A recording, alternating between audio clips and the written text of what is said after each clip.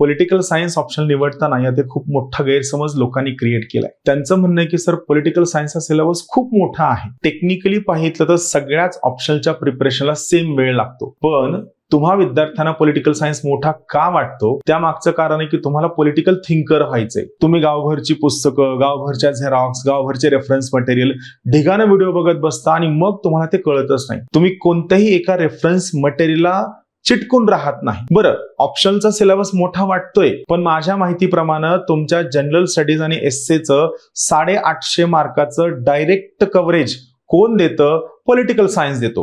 General studies 2 जो आहे हा जशाला तसा पॉलिटिकल सायन्स आहे. इथिक्सचा जो फिलॉसॉफिकल पार्ट आहे हा जशाला तसा तुम्ही पॉलिटिकल सायन्सच्या आधारावर खूप चांगला लिहू शकता.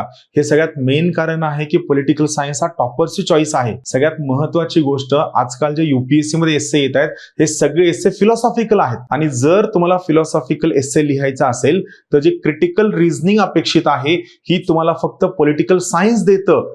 GS2 चे 250, GS4 चे 250, एस्से चे 250, 750 आणि तुमच्या बाकीच्या सगळ्या पोर्शनचा जर विचार केला तर 100 मार्कांचा फिलॉसॉफिकल पार्ट हा फक्त पॉलिटिकल सायन्स तुम्हाला कव्हर करून देतो. आणि त्याच्या पलीकडे हा पॉलिटिकल सायन्स सोपा कसा करायचा, छोटा कसा करायचा, मोजकं कसं वाचायचं, का वाचायचं, केव्हा वाचायचं, आन्सर रायटिंग कशी करायची, हे सगळं आम्ही तुम्हाला ज्ञानदीप मध्ये शिकवणार आहोत. ज्ञानदीप अकॅडमीची मराठी माध्यमाची पॉलिटिकल सायन्सची बॅच 7 जुलैला सुरू होतीये, तर इंग्लिश मीडियमची बॅच 14 जुलैला सुरू होतीये. बॅच नक्की जॉईन करा. तुम्ही स्वतः रिअलाइज कराल की पॉलिटिकल सायन्स हा सिलेबस मोठा तर नाहीच आहे, छोटा आहे. आणि टॉपरची चॉईस का आहे? कारण political science is the most scoring option in the history of UPSC. You all are welcome in the Gyandeep academy. Thank you.